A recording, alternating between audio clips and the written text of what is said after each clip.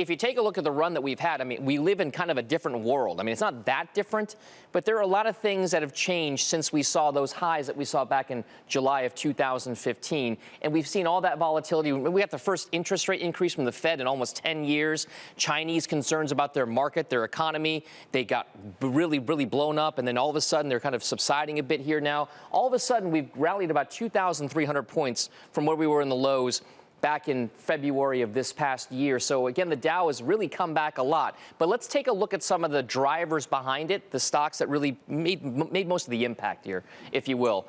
McDonald's, no surprise there. We've been talking about it for quite some time. A value play there. People have seemed to have liked it, pushing it up by 32% just since July 20th. Home Depot, the other big winner percentage-wise here in the Dow. The biggest drags on the financial side of things, American Express down 20%. Goldman Sachs, which, like you said, is going to report earnings, down about 25% during that span as well.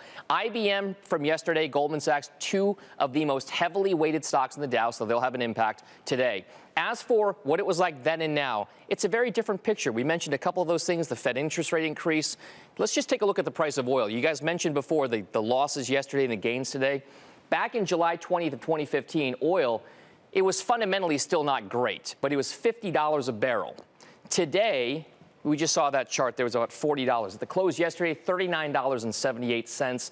Oil, significantly different than it was back then. Also, interest rates as well. So, Joe, it's a very different world right now. But again, if we get towards those record highs, it might be one of those scenarios where people say, all right, maybe things have changed and fundamentally the market still has room to run. But for right now, energy stocks still in focus here.